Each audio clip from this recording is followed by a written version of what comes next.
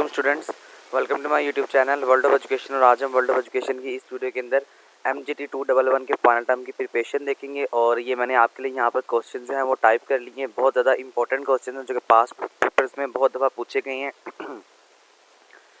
कुछ क्वेश्चंस के आंसर जो है मैं आपको इसी वीडियो में दिखा दूंगा और इसी वीडियो के मिड में जाके मैं आपको MCQs भी दिखा दूंगा। फिलहाल ये क्वेश्चन हैं। और स्टूडेंट्स एक बात हमेशा याद रखें, MGT 211 का सब्जेक्ट एक ऐसा सब्जेक्ट है जो कि आपका जो सिलेबस है वो आपको बताया गया है 23 to 45, बट 2 से 4 MCQs जो होते हैं वो आपके तकरीबन 1 से लेकर 22 लेक्चर्स में से भी आ जाते होते हैं। तो आपने जो है उसको प्रिपेयर नहीं करना, बस एक नज़र जो है वो दौड़ा लेना है। और जो ये वाली MCQs की जो फाइल कंसिस्ट करती है ना, इसके अंदर भी आपका जो है मैंने 2-4 MCQ जो इंपॉर्टेंट पास्ट पेपर के MCQs हैं जो आ रहे हैं वो मैंने यहाँ पर आपके लिए टाइप कर लिए हैं। चलते हैं वीडियो की तरफ। वीडियो स्टार्ट करने से पहले एक और चीज़ मैं आपको बता दूं, इसके अलावा CS 201 है, ENG 201 है, CS 101 है। इसके अलावा मतलब रिमेनिंग जितने भी सब्जेक्ट्स हैं तमाम तर सब्जेक्ट्स की तैयारी मैंने अपने चैनल पर ऑलरेडी अपलोड कर दी है। तो आपने जो है उसका लिंक आपको डिस्क्रिप्शन में मिल जाएगा, लाजमी जाके विजिट करें, लाजमी देखें वो वाली वीडियोस। बहुत ज़्यादा इंपॉर्टेंट वीडियोस हैं। CS 101 की आपने पेपर अपना किस तरह से अटैम्प्ट करना है, इनफैक्ट MGT 101 की भी मैंने कर दी है। तो लाजमी जाके विजिट करें, लाजमी देखें, आपको इंशाल्लाह बहुत फ़ायदा होगा उसका। इसके अलावा अगर आप मेरे चैनल पर न्यू है तो उसको सब्सक्राइब कर लें, ताकि आपको जो करंटली पेपर 2021 के जैसे मेरे स्टूडेंट्स अटैम्प्ट करेंगे विद इन आफ्टर 5 मिनट्स, जब वो अटैम्प्ट करके आएंगे मैं आपके साथ रिटन फॉर्म में जो है वो लिख के शेयर कर दूंगा। उसका फ़ायदा आपको ये होगा कि एज़ यूजुअल VU जो होता है वो अपने पेपर्स को रिपीट करता रहता है। तो आप में भी वो जो आएंगे तो आप में भी जो है वो रिपीट होने के चांसेस ज़्यादा होंगे। तो चलते हैं अपनी वीडियो की तरफ।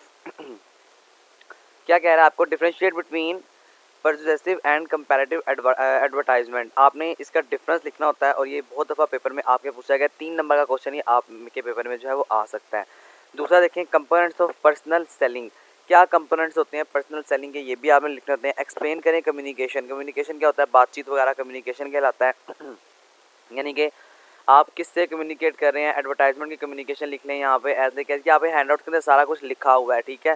तो यहाँ से आपने अच्छी तरह तैयारी वगैरह कर लेनी है। उसके आगे देखें, discuss financial controlling and financial planning. Financial controlling का क्या मतलब होता है और फाइनेंशियल प्लानिंग का क्या मतलब होता है, इसके अंदर आपने जो है वो डिफाइन करना है। डिस्कस और डिफाइन या डिफ्रेंशिएट में एक ही मतलब होता है। जब आपको 2 चीज़ें दे दी जाती हैं तब आपने दोनों चीज़ों को जो है वो एक्सप्लेन करना होता है। उसके आगे देखें, how a marketer convinces his boss about the product majority level of product life cycle. जो मार्केटर होता है वो किस तरह से कन्वर्ट करता है अपने बॉस को कि आपकी जो प्रोडक्ट है वो एक मेजॉरिटी लेवल पर जाके प्रोडक्ट लाइफ साइकिल में तैयार की जा सकती है। Differentiate between liability and honours equity, ये भी बड़ा इंपॉर्टेंट क्वेश्चन है और ये तकरीबन 2020 में भी और 2018 से लेकर कंटिन्यूसली आता जा रहा है। तो इस क्वेश्चन को आपने अच्छी तरह जो है वो याद करना है। लाइबिलिटी और ऑनर इक्विटी में क्या फ़र्क होता है। लाइबिलिटी हम कहते हैं उधार को, और ऑनर इक्विटी का मतलब होता है कि ये जो ऑनर की अपनी चीज़ें होती हैं, एज लाइक एज के आपका जो प्रॉपर्टी वगैरह आ गई, आपके एसेट्स वगैरह आ गए। तो ये तमाम चीज़ें ऑनर्स इक्विटी में लाया करती हैं। बेहतरीन इसका जो आपको आंसर है वो आपके हैंडआउट्स के अंदर मिल जाएगा। उसके आगे देखें, कॉस्ट ऑफ मटेरियल हैंडलिंग। आप किस तरह से कर सकते हैं मटेरियल हैंडलिंग की कॉस्ट वगैरह। इसके अलावा how a marketer identify of the target market. आपका जो मार्केटर होता है वो किस तरह आइडेंटिफाई करता है कि हमने कितनी प्राइस पे या कैसे हमने मार्केट को टारगेट करना है। तो इसके फॉलोइंग फैक्टर्स होते हैं कि एक फैक्टर तो इसका ये होगा, आप इसके जवाब में ये भी लिख सकते हैं कि हम अपनी प्राइस को लो कर सकते हैं, हम क्वालिटी को बेहतर कर सकते हैं, ठीक है। तो आपने इसको भी इस तरह याद करना है। उसके आगे देखें, बीइंग, मैं आपको इसी वीडियो में जो है वो आपका सोल्यूशन दूंगा। जो लॉन्ग क्वेश्चन है ना, मैं आपको इसके सोल्यूशन नीचे जाके प्रोवाइड करता हूँ। नीचे मैंने टाइप किए हुए हैं, सिर्फ ये आपको सिर्फ मैं इंपॉर्टेंट क्वेश्चन अभी बता रहा हूँ। तो जो मुझे जहाँ तक ओवरऑल सोल्यूशन मुझे पता है और आपके हैंडआउट से मैंने सर्च किया वो मैं आपको प्रोवाइड साथ साथ कर दूंगा। उसके आगे देखें जी, being HR what are the thing should be prevent in to the employer of total quantity management वगैरह। कि आप अगर HR हैं तो आप क्या ऐसी चीज़ें करेंगे जिससे आप प्रेजेंट कर सकते हैं अपने एम्प्लॉयर को कि आप टोटल क्वांटिटी मैनेजमेंट को मैनेज कर रहे हैं। प्रोडक्ट का लाइफ साइकिल आपने बयान करना है। इसके अलावा एसेट्स और लायबिलिटी की डेफिनेशन आपने लिखनी है। कम्युनिकेशन मेडिसिन एक्सप्लेनेशन है आपकी। मार्केटिंग मैनेजर रोल है आपका। इंफॉर्मेशन मैनेजर ड्यूटीज़ हैं। पेनिट्रेटिंग प्राइसिंग विद एग्जांपल है। Differentiate between product and productivity, ये भी बड़ा इंपॉर्टेंट क्वेश्चन है कि प्रोडक्ट और प्रोडक्टिविटी में क्या फ़र्क है, इसको भी आपने इस तरह याद करना है। उसके आगे देखें जी, एज अ मार्केटर, ये आपका एक MCQs है।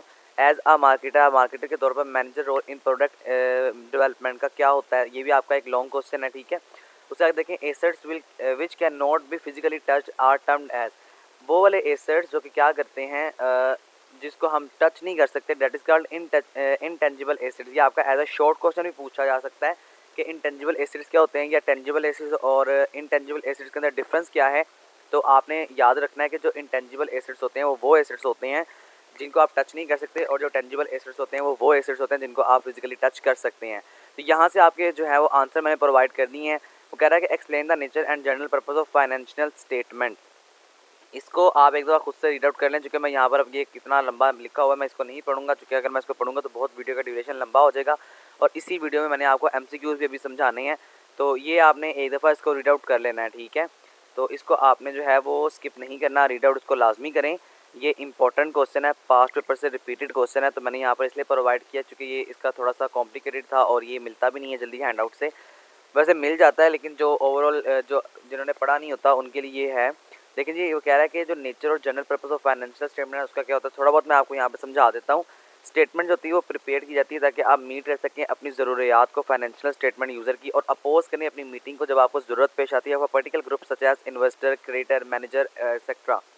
मतलब क्या होता है कि फाइनेंशियल स्टेटमेंट को हम इसलिए तैयार करते हैं कि हम जब मीटिंग करें तो हमारे पास एक जनरल और स्ट्रेट फॉरवर्ड रास्ता हो जिसमें हम देखें, और अपनी जब मीटिंग हो हमें उसके अंदर कोई भी कन्फ्यूजन पैदा ना हो। एज द क्या अगर हमने अपने इन्वेस्टर से मीटिंग करनी है, अपने क्रेडिटर से मीटिंग करनी है, अपने मैनेजमेंट से मीटिंग करनी है, या अपनी रेगुलेटरी बॉडीज़ वगैरह से मीटिंग करनी है, अपने एम्प्लॉयर वगैरह से मीटिंग करनी है, तो इसी की बेस पे आगे वो सारा बता रहा है कि अगर आप फाइनेंशियल स्टेटमेंट लिखेंगे तो आप अपना रिकॉर्ड रखेंगे अपना बिजनेस के अंदर फाइनेंशियल का, जिसके अंदर बैलेंस शीट आ जाती है, प्रॉफिट आ जाता है, लॉस आ जाता है कि आपको कितना प्रॉफिट हुआ है, कितना जो आपका लॉस है वो आपको कितना हुआ है, बैलेंस शीट आप किस तरह प्रिपेयर करेंगे वगैरह वगैरह। तो उसके आगे देखें, ये तो ये आपने इस तरह एक दफ़ा पढ़ लेना है, ठीक है। नेक्स्ट देखें जी, what is mean by the term just in time inventory system. वो कह रहा है आपको कि आपने क्या करना है, आपने करना ये है कि वो कह रहा है कि क्या मतलब है just in time inventory system का। Pull driven inventory system in which material part sub assemblies वगैरह and sport item are delivered just when needed and neither sooner nor later it objective to eliminate product investors. देखिए question आपने पढ़ना है, question में overall आपको समझ आ जाएगी। वो कहता क्या है, कह रहा है कि what is mean by just in time. Just in time inventory का मतलब ये होता है कि आपने विद इन अ टाइम उसको जो है अपनी इन्वेंट्री सिस्टम बनाकर तैयार करके देनी है। तो इसके अंदर फॉलोइंग फैक्टर्स आ जाते हैं। तो फैक्टर्स आपके सामने यहाँ पर मैंने लिखे हुए हैं। वो क्या कह रहा है कि आप सपोर्ट करेंगे जब आपको ज़रूरत है वो पेश आएगी। इसके ऑब्जेक्टिव के अंदर होता है कि आपने अपनी प्रोडक्ट को एलिमिनेट करना है investors from the supply as much as managerial philosophy and inventory system. JIT encompasses all activities required to make a final product from design engineering onwards to the last manufacturing operations. मतलब इसका ये है कि आपने क्या करना है, overall system के अंदर आपने ये देखना है कि आपने अगर with in a time product बनानी है तो आपको इसके अंदर फर्स्ट जो आपका डिज़ाइन फेस है उसके अंदर से लेके जो लास्ट इम्प्लीमेंटेशन तक है तमाम चीज़ों को अपनी फाइनलाइज करना होता है विद इन अ टाइम। और फाइनलाइज करने के बाद आपने एक जल्दी से अपना प्रोडक्ट का जो एक डेमो होता है वो दे देना होता है और मार्केट में भेज देना होता है। तो इस तरह की ये चीज़ें हैं, इसको आपने याद करना है। वैसे तो ये मैंने यहाँ पर थोड़ी बहुत जो है वो जो है थोड़ा सा एक्सटर्नली करके लिखा हुआ है, थोड़ा सा लंबा करके लिखा हुआ है, लेकिन आपको इतना लंबा लिखने की ज़रूरत नहीं है। ये सिर्फ 3 नंबर का है, तो 3 नंबर के लिए आपने सिर्फ 3 से 4 लाइनें लिखनी है, that is enough for you. अगर आप एक्स्ट्रा लिखेंगे तब भी आपके मार्क्स कटेंगे, ठीक है। ये तो मैंने आपको सिर्फ एक प्रिपरेशन के लिए एक जो है वो मतलब आप इसको याद करेंगे तो आपको पेपर में जाने तक सिर्फ 3-3 लाइनें याद रहेंगी, तो वो आपके लिए काफ़ी हैं। इसलिए मैंने यहाँ पर जो है उसको इस तरह से लिखा हुआ है। नेक्स्ट देखें, नेक्स्ट क्वेश्चन है आपके पास, differentiate between push and pull strategies of for promotion. वो कह रहे हैं कि आप डिफरेंस करें कि पुश और पुल स्ट्रेटजीज क्या होती हैं प्रमोशन के अंदर। तो इसका जवाब देखिए, मैंने यहाँ लिखा हुआ है, a push strategy in which a company proactivity and aggressively market or promotion a product or product line to the marketplace or a market segment। देखिए जी, पुश स्ट्रेटजी वो होती है जिसके अंदर जो कंपनी होती है वो अपना क्या करती है, प्रोएक्टिविटी अपनी जो प्रोडक्ट्स है उनको प्रमोट करती है प्रोडक्ट लाइन पे, मार्केट प्लेस के अंदर और मार्केट सेगमेंट के अंदर। This can be a tough cold calling, direct mail. ये किस तरह से किया जा सकता है, इसको आप कर सकते हैं डायरेक्ट मेल, आप कर सकते हैं sending email blast, advertisement etcetera वगैरह वगैरह। उसके अलावा देखें आगे जो आपकी पुश स्ट्रेटजी है, ये तमाम सारी इन्फॉर्मेशन इसने यहाँ पे लिखी हुई है, इसको आपने पढ़ लेना, लेकिन आपका इतना जवाब जो है वो काफ़ी है इसके लिए पेपर में। तो इसका देखेंगे आगे जो आपकी होती है पुल टेक्नोलॉजी, उसमें क्या कह रहा है आपको, ऑन द अदर हैंड दूसरी जानिब पुल strategy is more passive than aggressive. In this case, company may have longer term strategy in mind. ये आपने हमेशा याद रखना है और यही इसका बेसिक डिफरेंस है। आप उसको क्या करते हैं, एडवर्टाइजमेंट से जो है, और वो शॉर्टर डिस्टेंस होता है। आप एडवर्टाइजमेंट से अपनी मार्केट में चीज़ों को दिखाते हैं, बताते हैं कि ये हमारी जो है वो टेक्नोलॉजी है, ये हमारी जो है वो प्रोडक्ट है जिसमें आपको ये फीचर्स मिलेंगे। और जबकि जो फुल टेक्नोलॉजी होती है, फुल स्ट्रेटजी जो होती है, उसके अंदर आप क्या करते हैं, आप जो है इसको एक लॉन्गर टर्म स्ट्रेटजी रखते हैं अपने माइंड में। और कंपनी जो होती है वो लुक करती है to install top of mind awareness in the market place और बुल्ड इट्स ब्रांड क्वालिटी। अब इसके अंदर आपने ये भी रखना होता है कि अवेयरनेस जो है अपने मार्केट प्लेस में वो रखनी है, और अपने जो ब्रांड की क्वालिटी है उसको भी हमने जो है वो कंसिस्टेंट रखना है मार्केट के अंदर। अनदर ट्विस्ट टू पुल, एक जो दूसरा ट्विस्ट है पुल ऑफर्स का, that is the free offers. वो फ्री ऑफर्स होती हैं जिसके अंदर क्या कहता है कि आपको जो होता है वो फ्री ट्रायल दिया जाता है अपने प्रोडक्ट को यूज़ करने का, आपको फ्री इन्फॉर्मेशन दी जाती है कि हमारी प्रोडक्ट इस तरह की है। तो ये तमाम चीज़ें लाई करती हैं पुल टेक्नोलॉजी में। और ये जो फ्री ऑफर्स वगैरह ना, ये आपके एमसीक्यूज़ के पॉइंट ऑफ व्यू से भी पूछी जा सकती हैं। तो इन चीज़ों को आपने अपने एमसीक्यूज़ पॉइंट ऑफ व्यू से भी याद रखना है, ठीक है। और लास्ट में देखें इसके एग्जांपल्स क्या है कि कोक कमर्शियल्स आ गए आपके, कि आप जो है वो अगर पोलर बियर्स की या कोका कोला के ब्रांड को ट्राई करना चाहते हैं, अगर वो इनिशियलाइजेशन पे है तो आप वो कर सकते हैं। इसके अलावा आप इसकी ऑफर्स चला सकते हैं इंटरनेट पे या टीवी पे, कि बिल्कुल आपके लिए फ्री, आप इसको आएँ और आके विजिट लाजमी करें, हमारी प्रोडक्ट को एक दफ़ा ज़रूर आजमाएं। उसके बाद देखें जी, नेक्स्ट क्वेश्चन आपके पास है, define the term material management, what are the problems faced by the material management in today world. तो आप सबको पता है एज लाइक एज कि आपकी जो वर्चुअल यूनिवर्सिटी है वो फेडरल गवर्नमेंट से रिलेटेड है, और फेडरल गवर्नमेंट यूनिवर्सिटी जो होती है वो आपको कुछ ना कुछ पेपर में क्रिएटिविटी करने के लिए लाजमी देती है। तो ये एक क्रिएटिव क्वेश्चन है, वो कह रहा है कि आपने मटेरियल मैनेजमेंट को क्या करना है, डिफाइन करना है, और आजकल क्या प्रॉब्लम्स फेस हो रही है मटेरियल मैनेजमेंट में। तो मैं आपको अगर इसका ओवरव्यू दे दूं और आप इसके यहाँ से खुद से भी एक दफ़ा पढ़ लें, तो देखें जी, आपका ये हो रहा है कि मटेरियल मैनेजमेंट होता क्या है। ये कंसर्न होता है control of material in such a manner which ensure minimum maximum return on working control. यानी कि आपका जो वर्किंग कंट्रोल है उस पर मैक्सिमम रिटर्न आ जाए, तो वो आपका जो है वो बन जाता है मटेरियल मैनेजमेंट। अब ये प्रॉब्लम्स क्या क्या हैं, देखिए अब आपका मटेरियल मैनेजमेंट में ये प्रॉब्लम आ जाता है, फर्स्ट ऑफ ऑल तो 2 नंबरी बहुत होती है हर चीज़ के अंदर। इसके अलावा जो टेंजिबल एसेट्स होते हैं, जो डिस्ट्रीब्यूशन चैनल्स होते हैं, वो सही तरह काम नहीं कर रहे होते, या अक्सर कोई नेचुरली डिजास्टर्स आ जाते हैं तो वो आपकी चीज़ों को ख़राब कर देते हैं। बाकी यहाँ पर आपके हैंडआउट्स के अकॉर्डिंग लिखा हुआ है, तो ये तमाम चीज़ें इसकी ओवरव्यू में आप इसे एज इट इज़ जो है वो लिख सकते हैं, याद कर सकते हैं यहाँ पे। उसके आगे देखें, डिफाइन चैनल ऑफ कम्युनिकेशन। ये भी बड़ा इंपॉर्टेंट क्वेश्चन है, ये मैंने अभी आपको ऊपर भी दिखाया था, तो ये भी आपने जो है वो याद करना है। तो इसका जवाब देखें जी, चैनल कम्युनिकेशन क्या होता है। देखें चैनल होता क्या है, सबसे पहले एक चैनल का मतलब होता है कि आप जो है तमाम तर चीज़ों पे वर्क कर रहे हैं, यानी कि आपका जो कंपनी है, कंपनी अपनी प्रोडक्ट को सबसे पहले डिज़ाइन करना है, डिज़ाइन के बाद इम्प्लीमेंट करना है, फिर टेस्टिंग के लिए जाना है। ये आपकी असाइनमेंट भी एक आई हुई थी, वो एक पूरा चैनल होता है जो काम कर रहा होता है, तो इसे हम कहते हैं चैनल ऑफ कम्युनिकेशन। अब आपने इसकी डिफरेंट टाइप्स को जो है वो फाइंड करना है। तो there are two basically different types, that is the verbal communication and verbal communication और नॉन वर्बल कम्युनिकेशन। तो देखें जी तो देखिए जी, वर्बल कम्युनिकेशन जो है उसको हमने फर्दर डिवाइड किया हुआ है 2 हिस्सों में, that is the written and oral. जी तो देखें इसको हमने क्या किया हुआ है, वर्बल कम्युनिकेशन को हमने फर्दर डिवाइड कर दिया 2 हिस्सों में, that is the written and oral. अब आपको कॉमन सेंस की बात है कि ओरल का मतलब क्या होता है। ओरल का मतलब ये होता है कि जो ओरल कम्युनिकेशन है वो रेफर करती है स्पोकन वर्ड्स को in the communication process. Oral communication face to face की जा सकती है। इसके अलावा आप जो है वो वॉइस चैट ओवर कर सकते हैं इंटरनेट पे के थ्रू, जो आपकी जूम ऐप है वहाँ से आप कर सकते हैं। स्पोकन जो आपकी कन्वर्सेशंस होती हैं, डायलॉग्स होते हैं, ये आपके बाय वॉइस होते हैं। जबकि रिटन जो कम्युनिकेशन होती है, रिटन कम्युनिकेशन का मतलब होता है कि आपने कोई ना कोई फिजिकली जो रिपोर्ट है, रिपोर्टिंग की सूरत में आपने जो है वो दी हुई है, कोई आपने अपना जो है एक रिपोर्ट तैयार करके दी हुई है, या आपने कुछ ना कुछ राइट करके उनको दिया हुआ है। मेल्स आपने कर दी हैं, देखिए यहाँ पर लिखा हुआ है आपने कुछ सेंड किया है मेल वगैरह, वो भी आप रिटन फॉर्म में कंसिडर किया जाएगा। तो ये तमाम चीज़ें होती हैं।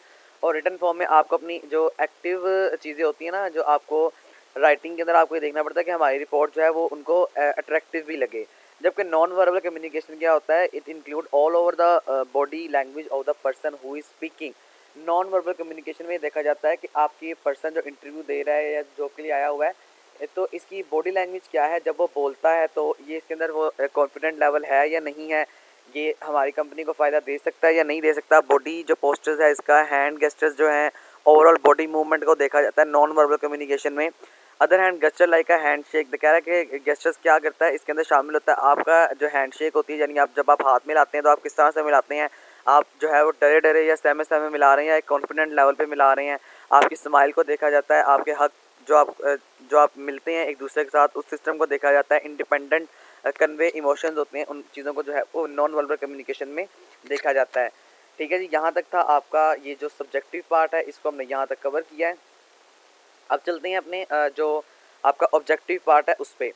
तो देखें यहाँ पर जो मैंने कुछ ऑब्जेक्टिव टाइप कर लिया है और यहाँ से देखें आप जो है अपना सब्जेक्टिव और ऑब्जेक्टिव पार्ट। पहला एमसीक्यूज है, communication information between seller and potential buyer और others is called a channel to influence attribute and behaviour, it is called the promotion. ये आपका क्या कहलाता है, ये आपका प्रमोशन कहलाता है। सेकंड ये थर्ड वन, दूसरा एमसीक्यू देखें, प्रोडक्ट कैन बी। ये जो 14-15 आ रहे हैं ना, ये इससे ऊपर क्वेश्चन ही थे जो कि मैंने आपको बता दिए हैं पास्ट पेपर के। अभी आपके एमसीक्यूज आ रहे हैं जो कि यहाँ पर मैंने जो है उसको रीअरेंज किया हुआ है। तो वो कह रहा है कि प्रोडक्ट कैन बी, जो आपकी प्रोडक्ट है वो टेंजिबल हो सकती है, इनटेंजिबल हो सकती है, या something that is offered for sale, या वो सेलिंग पर्पज़ के लिए हो सकती है। तो मैंने अभी आपको बताया था कि टेंजिबल और नॉन टेंजिबल का एक शॉर्ट क्वेश्चन आया हुआ था, और मैंने अभी आपको बताया ये शॉर्ट क्वेश्चन जो है आपका एज आ एमसीक्यूज पॉइंट ऑफ व्यू आ सकता है, और ये देखें यहाँ पर आया हुआ भी है। तो जो इसका करेक्ट ऑप्शन होगा that is all of the given option. उसके आगे देखें, consumer goods are classified as convenience shopping card card that is called the speciality, या इसे आप कह सकते हैं, हाँ स्पेशलिटी कहेंगे, इसके अलावा कुछ नहीं कहेंगे। नेक्स्ट देखें, the stage of the product life cycle where competitors appear is called that is the majority. ठीक है, जहाँ पर आपके कंपिटिटर्स जो होते हैं वो अपीयर्स होते हैं आपके प्रोडक्ट की लाइफ साइकिल में, वो मेजॉरिटी कहलाता है। उसके आगे देखें, expectations that specify the role of price in free marketing and strategic plans are called pricing objective. देखिए क्या होता है, जब आप अपनी प्राइस को देखते हैं तो प्राइसिंग का जब भी बात आएगी that is called the pricing objective. उसके आगे देखें, setting the highest initial place is called the price that the skimming. जो आप सेटिंग करते हैं अपने हाईएस्ट इनिशियल प्लेसेस पे, आपकी जो प्राइस होती है वो आपकी स्किमिंग कहलाती है। उसके आगे नेक्स्ट बात करें तो नेक्स्ट कह रहा है, which type of sale promotion is use when a manufacturer place और small bottle of shampoo in a clear bag and hangs it from the door of each house in a night neighbors या neighborhood। तो देखिए वो क्या कह रहा है कि अगर जो एक कंपनी की तरफ से अगर आप जो है क्या करते हैं, आप किसी भी को फ्री ऑफ कॉस्ट जो है अपनी घर घर जाकर अपनी चीज़ों को देते हैं, तो आप क्या कर रहे हैं, वो आप एक सैंपल दिखा रहे हैं अपने प्रोग्राम का, और उस सैंपल के अंदर ये होता है कि आपने अपनी प्रोडक्ट को दिखाना होता है कि हमारी प्रोडक्ट इतनी अथेंटिक है और ये इतने % जो है वो काम कर सकती है। उसके आगे देखें, the objective and process use in marketing both tangible and intangible product is known as operation. ये बड़ा इंपॉर्टेंट एमसीक्यूज है और ये 2018 से 2020 में कंटिन्यूसली आ रहा है हर स्टूडेंट के पेपर में, तो आपने इसको इस तरह याद करना है। लास्ट एमसीक्यूज है आपका, under which cost flow assumption in the ending inventory composed of the earliest purchase merchandise that is the LIFO, यानी लास्ट इन फर्स्ट आउट, इसका मतलब ये बनता है, और ये समटाइम इसकी एब्रीवेशन भी आती होती है, तो आपने इसको भी अच्छे तरीके से याद करना है। तो स्टूडेंट्स यहाँ तक आपकी वीडियो थी, आई होप आपको सब कुछ समझ आ चुका होगा। कुछ भी समझ नहीं आया तो मुझसे कमेंट सेक्शन में लाजमी पूछें, इंशाल्लाह एज सुन एज पॉसिबल मैं आपके कमेंट का रिप्लाई करके आपका कॉन्सेप्ट जो है वो क्लियर करने की कोशिश करूँगा। इसमें आपको क्या होता है, इसमें आपको ना इतने शॉर्ट क्वेश्चन और इतने जो हैं वो एमसीक्यूज़ नहीं मिलते होते हैं, लेकिन एमसीक्यूज़ मैं आपको प्रेफर करूँगा अगर आप एमसीक्यूज़ जो है वो अच्छे गेन करना चाहते हैं। मुझे अगर कोई भी दूसरी फाइल जो एमसीक्यूज़ की मिलती है या मुझे कोई टाइम मिलता है तो मैं आपके लिए एमसीक्यूज़ एक दफ़ा दोबारा टाइप भी कर दूँगा। लेकिन स्टूडेंट्स मेरे अपने भी पेपर हैं तो मुझे अपनी भी तैयारी जो है वो कंटिन्यू करनी है। तो आपको यही कहूँगा कि आपके जो हैंडआउट्स हैं उसे लाजमी कंसर्न करें। आपका डिज़ाइन फेज जो आपके हैंडआउट्स के अंदर से ओवरऑल एमसीक्यूज़ आ रहे होते हैं, तो हर चीज़ को आपने लाजमी पढ़ना है। ये जो इंपॉर्टेंट क्वेश्चंस दिखाए हैं ये बड़े इंपॉर्टेंट क्वेश्चंस हैं, इनको आपने लाजमी इस तरह याद करना है। इसके अलावा स्टूडेंट्स जो बाकी सब्जेक्ट्स हैं उनकी प्रिपरेशन मैंने अपने चैनल पर डाल दी है, वो लाजमी जाकर विजिट करें, लाजमी देखें, इंशाल्लाह आपको उसका बहुत फ़ायदा होगा। चैनल पर न्यू है तो उसको सब्सक्राइब कर लें ताकि आपको करंटली पेपर जो है मिल सकें। अगर आपको इस वीडियो को में कुछ भी समझ आई है तो काइंडली इसको लाइक ज़रूर किया करें और एक अच्छा कमेंट भी कर दें। And thank you so much for 1.1 के सब्सक्राइबर्स, और मुझे इजाज़त दें। थैंक यू सो मच, अल्लाह हाफिज़।